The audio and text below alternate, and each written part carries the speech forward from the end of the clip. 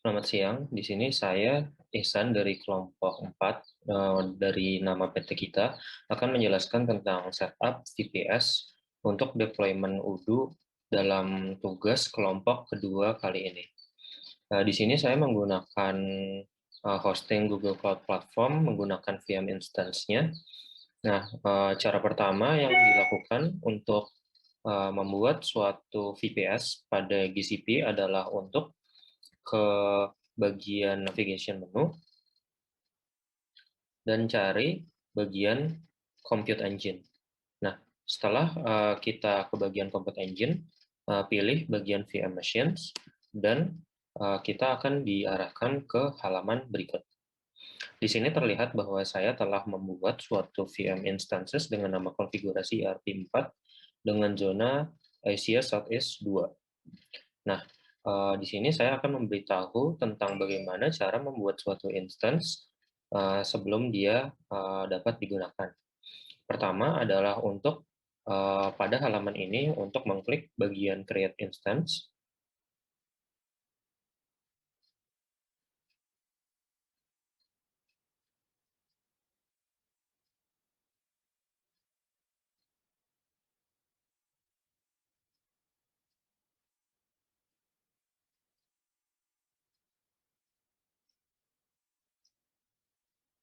Nah, di sini di halaman Create Instance, maka yang perlu kita lakukan adalah yang pertama untuk mengisi nama dari instance itu sendiri. Nama ini dapat diisi apa saja. Misalkan di sini adalah konfigurasi ERP, misalkan 4A sekarang. Regionnya kita pilih dengan kondisi geografis terdekat kita, yaitu Asia Northeast. Di sini ada pilihan Jakarta, dan zone-nya akan otomatis terpilih Asia Southeast juga. Di sini kita dapat memilih Southeast 2A, 2B, atau 2C. Pilih yang mana saja. Nah, di sini terdapat machine configuration, yang berarti adalah di sini kita memilih spesifikasi dari VPS yang akan kita gunakan. Di sini dapat ada pilihan series E2, N2, atau N1. N1 merupakan VPS dengan Intel generasi ke-6 Skylake. I2 itu adalah platform CPU yang berdasarkan ketersediaan yang ada di GCP itu sendiri, dan N2 merupakan VPS yang ditenagai oleh Intel Cascade. Nah, mesin type ini dapat dilihat bahwa untuk shared core ada 2 core dan 4 GB dan pilihan-pilihan lainnya. Nah, di sini coba saja pilih yang ini, lalu pilih boot disk-nya sesuai dengan yang akan kita gunakan. Di sini secara default terpilih Debian GNU Linux 10. Nah, di sini kita akan menggunakan disk image yaitu Ubuntu dengan versi 20.04 LTS. Pilih select dan allow HTTP traffic dan allow HTTPS traffic. Lalu setelah sudah, maka klik create. Dalam pembuatan instant VPS ini diperlukan waktu beberapa menit. Namun jika sudah, maka instance yang baru saja dibuat akan muncul di VPS dashboard sebelumnya. Nah, seperti berikut tampilannya jika telah berhasil membuat VPS. Nah, selanjutnya yang perlu kita lakukan adalah untuk mengakses VPS itu sendiri untuk mengetes apakah VPS tersebut dapat digunakan atau tidak. Nah, untuk itu kita dapat melakukan SSH ke VPS tersebut dapat melalui terminal di lokal komputer kita, atau kita SSH melalui terminal browser base yang telah disediakan oleh GCP. Di sini saya akan memilih untuk mengaksesnya melalui SSH terminal browser base yang telah disediakan oleh Google. Untuk itu, kita klik SSH di sini.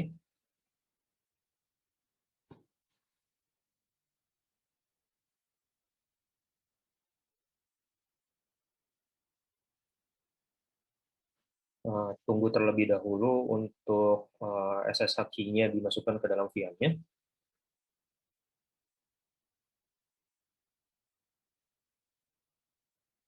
Nah, Jika sudah, maka akan muncul tampilan seperti berikut. Nah, di sini yang perlu kita lakukan adalah untuk menginstal Docker dengan komen seperti berikut. Di sini akan saya cari dulu komen Docker yang waktu itu telah saya gunakan.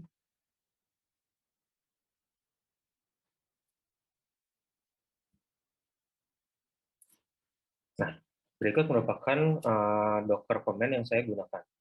Namun sebelumnya saya melakukan sudo apt-get update untuk mengupdate repositori yang akan digunakan untuk mencari package dari docker.io ini.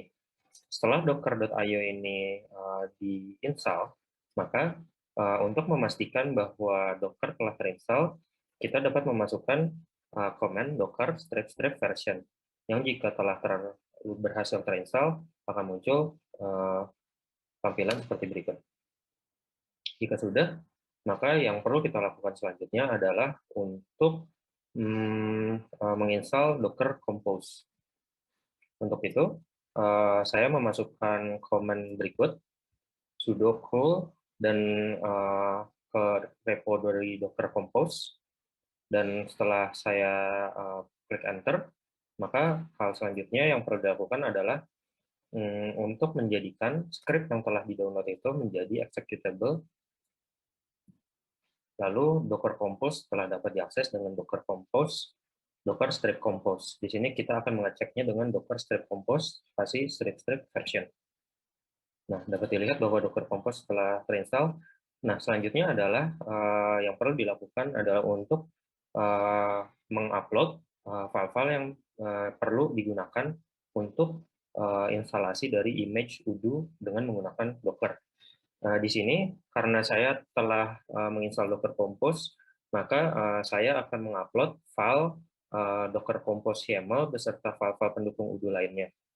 Nah, di sini dapat dilihat bahwa saya telah mengupload suatu folder dengan nama Docker udo yang isinya adalah sebagai berikut.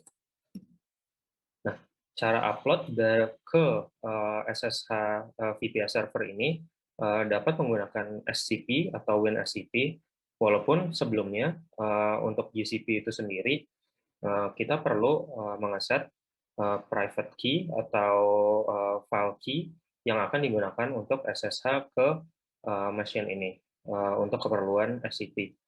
Namun karena konfigurasi tersebut sedikit memakan waktu dan cukup kompleks, di sini saya menggunakan storage bucket yang telah disediakan oleh GCP. Nah, file-file yang telah saya upload dari storage bucket tersebut akan di-download ke VPS yang telah saya buat. Untuk itu, kita akan coba terlebih dahulu untuk mengupload suatu file ke suatu storage bucket. Di sini saya akan mendemonstrasikannya dengan ke bagian storage, lalu ke bagian cloud storage,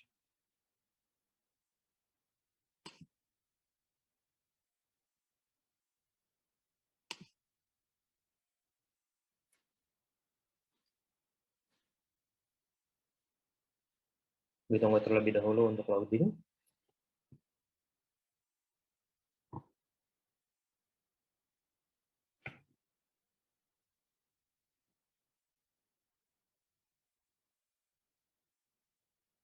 Nah, di sini saya telah membuat suatu bucket di dalam suatu cloud storage. Nah, bucket ini sendiri fungsinya adalah untuk tempat menyimpan file-file yang akan kita gunakan untuk image udo dari Docker.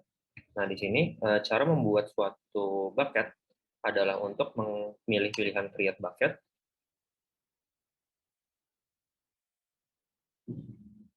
Nah, lalu di sini kita akan memilih atau memasukkan nama bucket kita, misalkan example.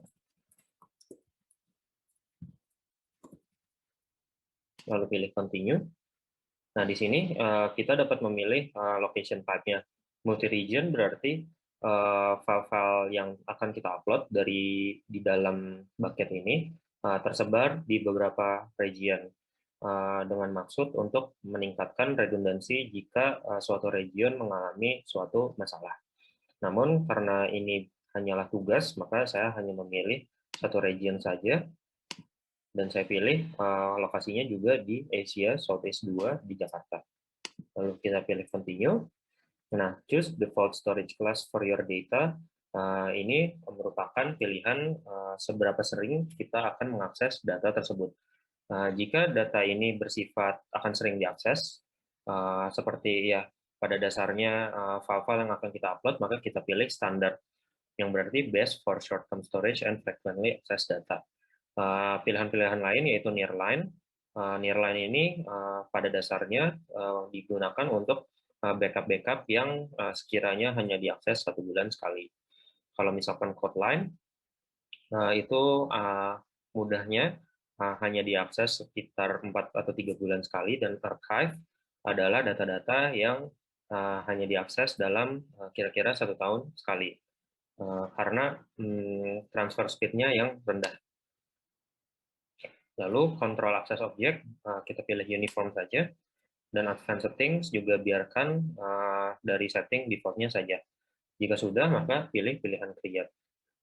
Setelah suatu bucket dibuat, maka kita akan di-redirect ke cloud storage dashboard seperti berikut. Nah, di sini saya telah membuat suatu bucket dengan nama extra modules. Nah, di dalam extra modules ini, kita dapat melakukan upload folder atau upload file. Nah, di sini saya telah mengupload suatu folder Docker Udu yang berisi suatu Docker Compose YAML dan file config Udu serta file-file untuk ekstra modul dari Udu. Setelah upload-nya selesai, yang dilakukan dari pilihan upload folder dan pilih folder yang mau kita upload pada lokal komputer kita. Nah, setelah itu kita perlu mendownload file-file yang telah ada di storage extra modules ini ke VPS instance kita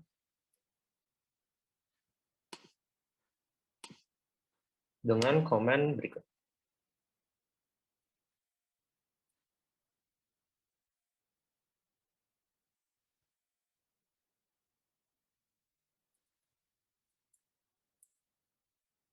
Nah, berikut adalah command-nya, yaitu gsutil spasi copy secara rekursif strip r spasi gs.2// nama dari bucket yang telah kita buat slash folder yang telah diupload ke bucket tersebut, dan tujuannya adalah home dari VPS kita sendiri.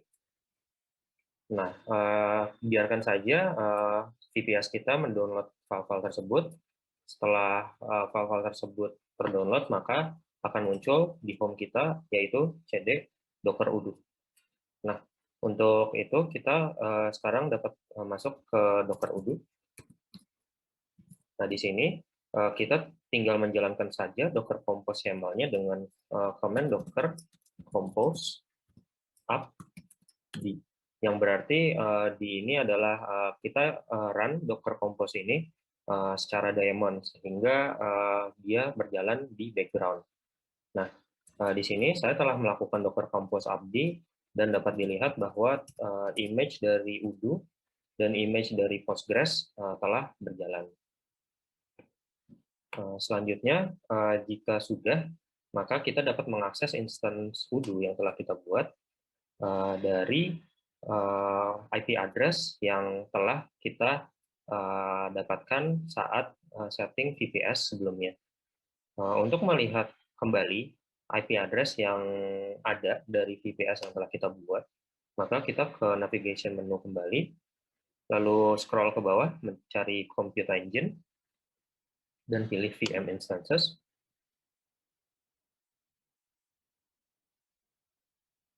Tunggu terlebih dahulu untuk meload dashboard dari cloud storage, dashboard dari VM instance.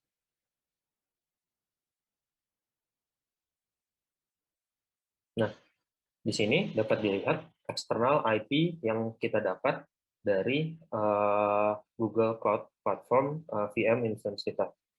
Namun, kita tidak dapat langsung mengklik pilihan eksternal IP ini, karena secara default dia menggunakan HTTPS. Kita hanya dapat mengakses instansi Udu kita melalui HTTP. Oleh karena itu, kita akses saja langsung 34 ini.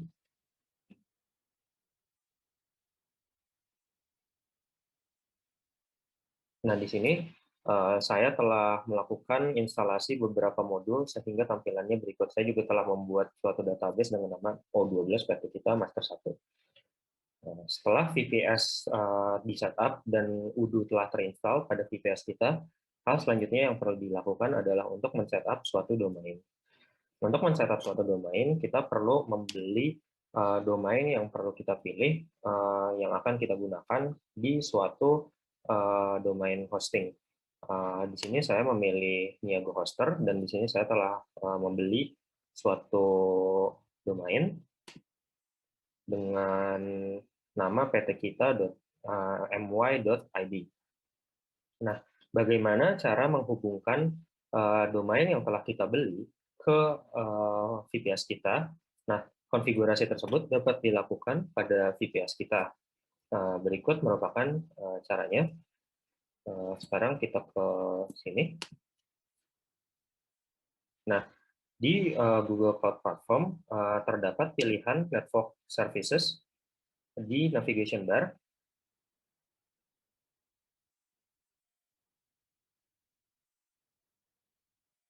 Nah, di sini Network Services, kita pilih bagian Cloud DNS. Setelah kita pilih bagian Cloud DNS, kita akan diarahkan ke dashboard dari Network Services Cloud DNS sebagai berikut. Nah, di sini saya telah membuat suatu zone dengan nama konfigurasi ERP 4. Jadi, langkah pertama yang perlu kita lakukan di sini adalah untuk membuat suatu zone. Nah, cara membuat suatu zone adalah untuk memilih pilihan Create Zone. Nah, di sini Create a DNS Zone, pilih saja zona type-nya adalah public, dengan zone name itu adalah nama dari zone yang kita akan set untuk di GCP-nya itu sendiri. Nama ini dapat diisi apa saja, misalkan konfigurasi ERP 4A dengan DNS name-nya, yaitu adalah domain kita sendiri yang telah kita beli. Mohon perhatikan bahwa domain yang perlu diisi pada DNS name ini isi dengan tanpa www. Atau tanpa http:// isi saja seperti domain yang telah saya beli, ptkita.my.id, berarti kita isi ptkita.my.id. Biarkan DNS security off dengan description yaitu zone yang akan kita buat. Jika kita telah memilih create, maka DNS zone akan dibuat. Nah, di sini anggap saja saya telah membuat suatu DNS zone dengan nama konfigurasi ERP4.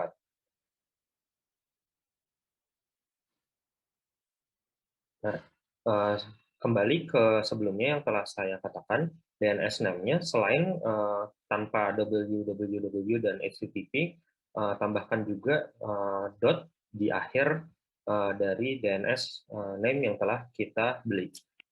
Selanjutnya, yang perlu kita lakukan adalah untuk membuat suatu record set baru.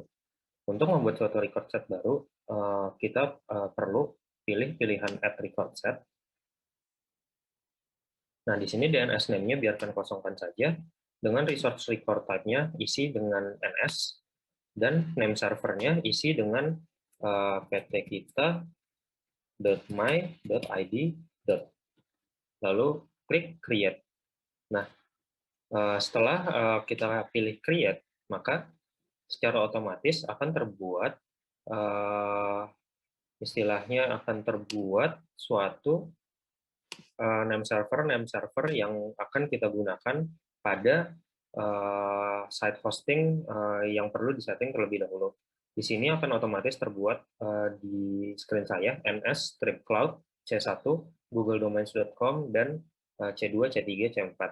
Nah, name server ini perlu kita masukkan ke setting domain dari provided domain hosting server kita. Oleh karena itu, saya di sini ke bagian name server dan memasukkan name server yang telah tergenerate. Nah, setelah sudah, kita masukkan dan kita klik update.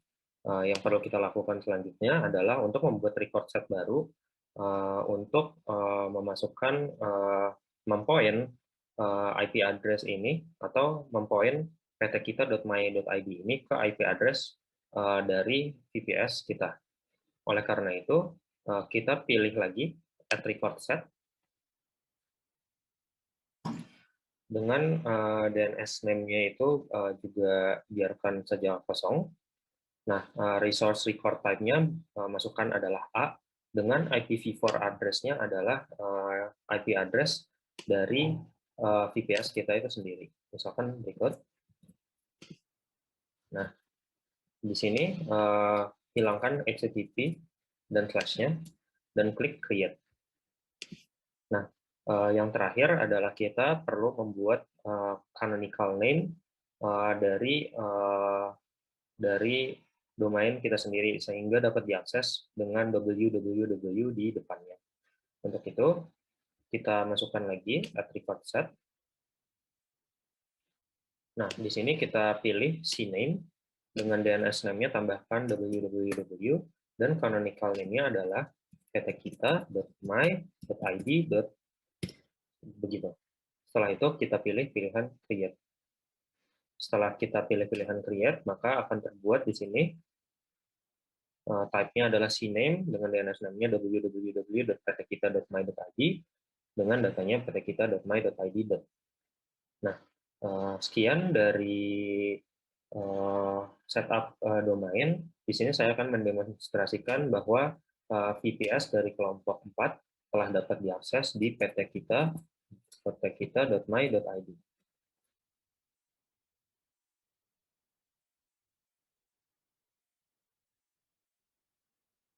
Ya, dapat dilihat bahwa ptkita.my.id telah dapat diakses melalui DCP di browser kita sendiri.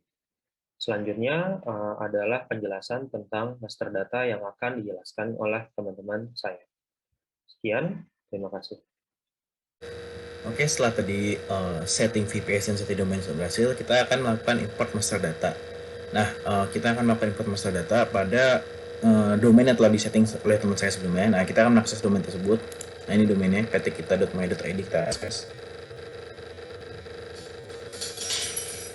Nah, ini kita sudah berada pada halaman utama audionya melalui web domain tersebut.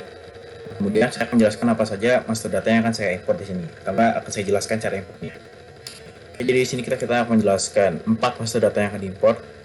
Sini master data pertama ada COA, kemudian master data kedua ada bank, kemudian master data ketiga ada master bank account, master data keempat ada beginning balance. Oke, dan master data lainnya akan cara importnya akan dijelaskan oleh teman saya. Oke, jadi pertama saya akan menjelaskan mengenai import master data COA. Bagaimana caranya? Berikut caranya. Jadi pertama kita buka modul accounting. Ini kita buka dulu modul accounting yang terlebih dahulu. Kita buka modul accounting. Nah, setelah kita buka modul accounting, langkah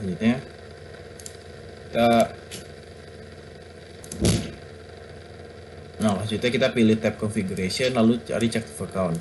Nah, ini kita cek dulu. Sini configuration, lalu chart of account. Nah, ini kemarin kami sudah mengimportnya, namun kita akan menjelaskan bagaimana cara importnya lagi. Ini kurang lebih importnya sudah banyak, sudah sesuai dengan master data yang kami buat. Ini sudah ada 205. Oke, sudah ada. Nah, bagaimana cara importnya? Oke, lo ketiga, itu tambah tiga pada halaman 1 tahun. Nah, ini kan halaman 1 tahunnya ini. Nah, kita bisa klik import di sini. Nah, kemudian di sini ada catatan tambahan lagi. Sebelum aku import, pastikan terlebih dahulu catatan yang sebelumnya ada tuh untuk dihapus terlebih dahulu agar tidak terjadi bentrok. Jadi bentrok itu ketika ada satu hal yang di refer bersamaan. Maksudnya ketika dihapus tuh masih connect, jadi harus dihapus. Nah, jika jadi error begini yang masih sama vendor, hilangkan terlebih dahulu referensinya. Nah, caranya tuh gini. Jadi kita buka menu setting, aktifkan developer mode untuk menghilangkan referensinya. Di sini ke settings, kita nyalakan developer mode-nya. Nah, jika sudah nyala, kita bisa kembali ke technical, kemudian ke component properties. Di settings, kita ke technical, lalu cari component properties di sini. Nah, kemudian kita cari account yang masih memiliki referensi dengan customer. Nah, itu contohnya seperti ini. Misalnya misalnya seperti berikut.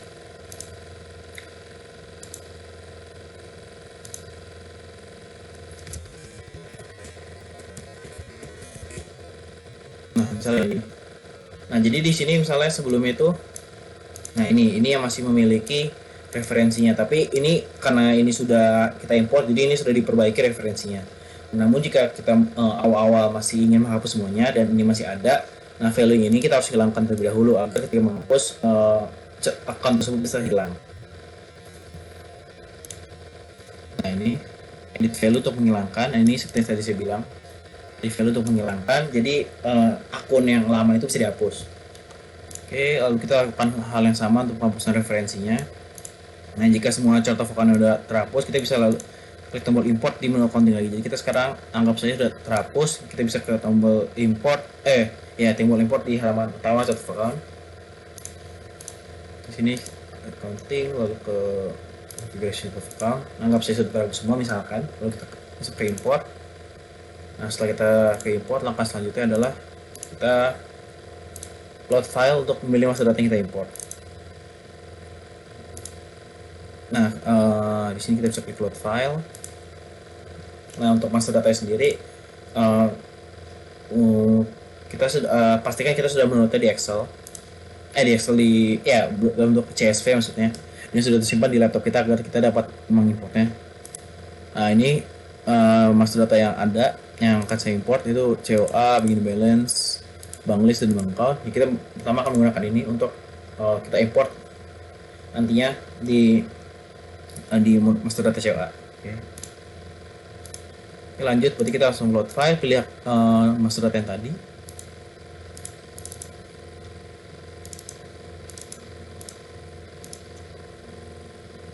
Nah, setelah kita sudah load file, langkah selanjutnya adalah kita klik tombol import jika informasi master data sesuai.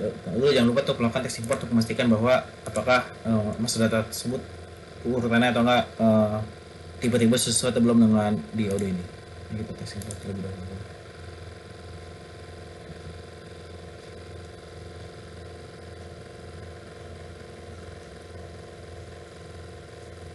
Nah, ini kurang lebih seperti ini, nanti akan bisa sudah.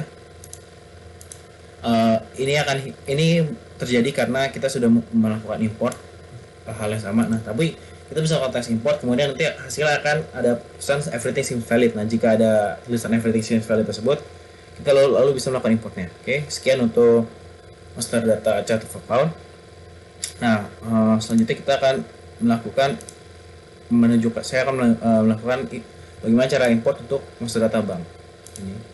Jadi pertama kita buka mode konteks. Di sini mode konteks, kemudian selanjutnya di mode konteks kita pilih tab configuration, lalu klik submenu bank. Nah, di sini ini configuration submenu banks. Nah, kemudian langkah selanjutnya kita klik tombol import. Nah, ini juga sama, kita juga sebelum klik tombol import, jika ada klik tombol import, sebelum tombol import pastikan terlebih dahulu bahwa daftar bank sebelumnya sudah dihapus untuk mencegah adanya bentrok. Nah, jika tidak ada bentrok, kita perlu melakukan import lalu load file seperti yang tadi di sini. Dan juga master datanya kita pakai di sini adalah master data yang ini, bank list. Oke, lanjut.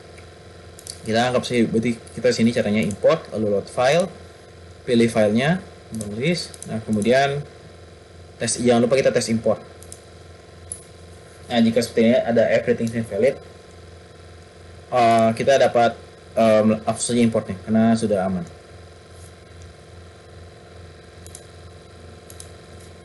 Oke, ini nanti kita bisa import. Oke, selanjutnya kita akan membahas cara import di master data Bangkon. Jadi dari master data Bangkon kita buka model accounting, lalu tab configuration, lalu ke bank account. Kita ke menu accounting terlebih dahulu, configuration, bank account. Lalu seperti biasa kita akan melakukan import. Nah, kemudian seperti disclaimer sebelumnya, sebelum melakukan import pastikan terlebih dahulu untuk daftar bank sebelumnya sudah dihapus atau jadi bentrok. Namun kita sudah melakukannya, jadi tidak perlu dihapus lagi karena kita hanya menjelaskan bagaimana caranya saja, tidak melakukannya karena sudah dilakukan. Kemudian kita klik tombol import, load file, dan jangan lupa sebelum import aslinya kita melakukan tes manual tombol tes import. Oke, kita coba sini. Nah, ini kita load. Oh iya, master datanya juga sudah ada, yaitu di sini kita pakainya yang bank account ya. Oke, sini kita import, lalu pilih load file yang bank account. Nah, ini kita bisa tes import. Kemudian jika ada everything valid atau enggak, jika sudah ada notifikasi lainnya tapi karena berhubungan dengan yang data yang kita sudah input sebelumnya, kita tetap bisa lakukan import saja. Oke, selanjutnya bank accounts. Kita akan lanjut ke import master data beginning balance. Kita pertama ke buka model accounting, tab accounting, journal entries. Sini accounting, journal entries. Nah, selanjutnya kita bisa melakukan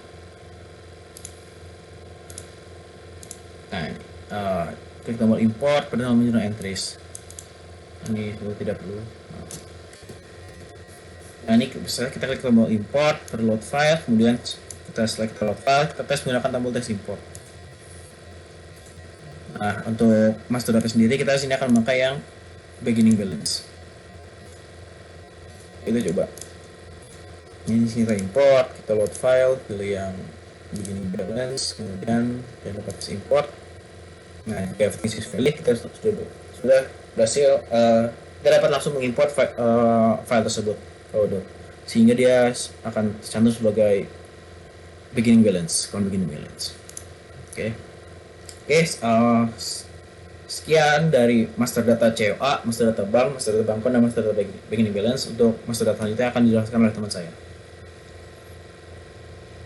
Selanjutnya, izinkan saya untuk menjelaskan master data yang berkaitan dengan produk. Nah, jadi di sini saya ada beberapa master data yang dalam bentuk CSV. Di sini ada price list, lalu ada produk, kategori, unit of measures, stock inventory, dan BOM ya. Nah, jadi yang pertama itu kita akan import price list. Jadi price list itu yang pertama kan kita harus di settings dulu di centang yang tentang price list. Lalu kita bisa langsung ke sales aja. Nah, di sales ini di configurations juga harus dinyalakan yang multiple price list ya. Di pricing, multiple sales price per product, nanti akan muncul seperti ini price list. Di sini saya udah import di sini. Nah, kendala di sini adalah saat saya mencoba atau saat kami mencoba untuk import price list baik di UD yang sudah dijalankan di VPS maupun di lokal, saat import ini servernya menolak 500, jadi kami juga tidak tahu kenapa sehingga kami melakukan import create secara manual di sini untuk price listnya. Contohnya seperti ini. Nah, ada 4 price list yang kita buat. Seperti ini, datanya ada seperti ini, price list-nya. Nah, itu yang pertama tentang price list. Selanjutnya di sini ada master data dari produk. Jadi master data dari produk itu bisa kita lihat di sini, master data produk ya. Nah, jadi di sini ada beberapa produk. Nah, untuk produk ini seperti ini detailnya.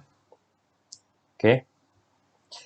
Jadi intinya adalah produk ini yang bisa dijual hanya PCD rakit karena kita merupakan perusahaan manufacturing. Jadi untuk produk-produk lain ini sebetulnya produk yang dipurchase aja dan dilakukan satu proses manufacturing sehingga menghasilkan sebuah produk PCD rakit. Nah, selanjutnya setelah dari produk itu kita akan masuk ke kategori. Nah, jadi untuk kategori ini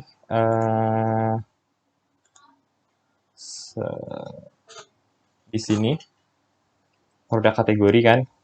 Nah, untuk produk kategori di sini kita ada dua, yaitu part komputer dan komputer.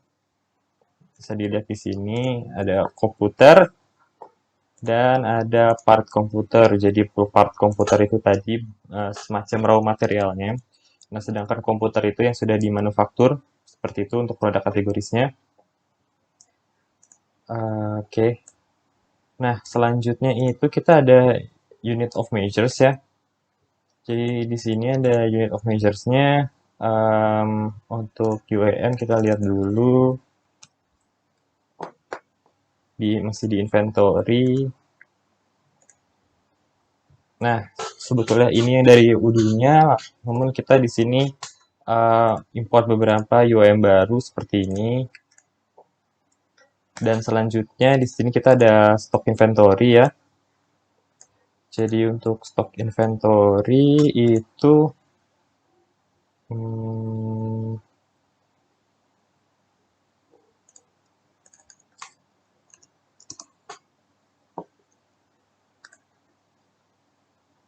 di sini. Nah, jadi dia masuk di sini untuk stock inventory-nya. Jadi, nah seperti ini stock inventory-nya. Jadi inventory untuk accounting date di sini ada beberapa quantities-nya dan ini merupakan produk-produknya. Oke. Nah, selanjutnya di sini ada BOM. Jadi BOM itu untuk produk PCD rakit. Jadi untuk PCD rakit itu untuk BOM-nya dia membutuhkan komponen ini, prosesor, memori graphic card, dan casing PC, lalu di semuanya akan dilakukan proses manufaktur. Jadi untuk BOM itu ada di manufacturing, lalu ada di bill of material di sini. Nah, di sini kita langsung import aja, dan di sini udah hasil import dari si BOM tersebut. Oke. Mungkin sekian dari master data yang terkait dengan produk. Halo, jadi di sini saya Daniel Dirabani ingin menjelaskan untuk import master data bagian berikutnya, yaitu untuk master data user, vendor dan supplier, dan customer. Jadi sebelumnya di sini master data sendiri sudah diimport, dan di sini saya ingin menjelaskan bagaimana kami melakukan proses import master data untuk data-data tersebut. Jadi untuk yang pertama, master data untuk master data user.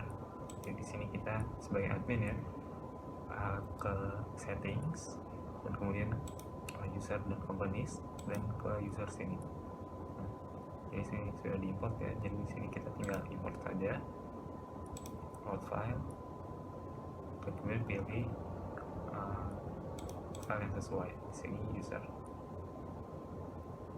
Nah, jadi dari user kita sendiri sini role-nya kita sesuaikan dengan modul-modul yang ada ya. Jadi sini misalkan sini ada manager sales untuk modul sales, manager purchase untuk modul purchase, accounting, kemudian ada inventory dan juga untuk manufacturing.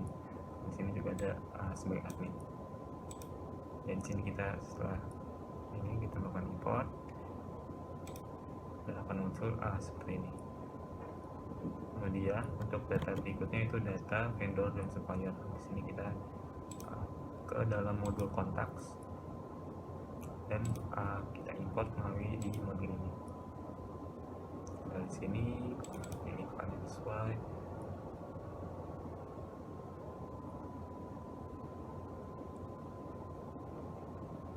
Jadi di sini ada 4 vendor atau supplier ya. Ini untuk data-datanya, kemudian kita melakukan import dari data ini dari dari 4 ini ya.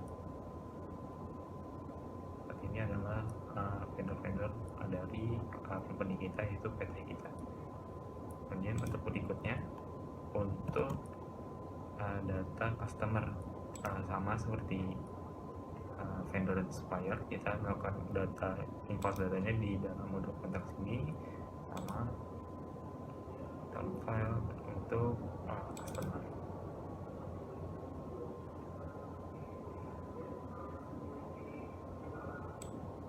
Ini nanti nanti ketika sudah diimport muncullah seperti ini untuk customer dari perusahaan PT kita.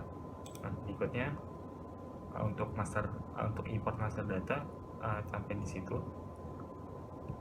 Kemudian ini saya ingin menjelaskan untuk melakukan setup company. Ini untuk melakukan setup company, kita ke dalam setting, kemudian mencet tombol ini, tombol setup. Kemudian kita edit untuk company kita.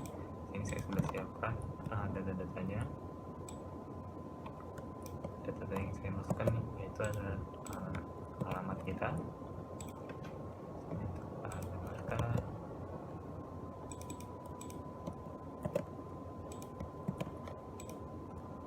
kemudian telepon, kemudian untuk PWP untuk alamat PWP perusahaan kita, perusahaan PT kita. Ini ada data-data yang bisa diisi juga. Jadi kita untuk saat ini kita isi untuk data ini saja ya.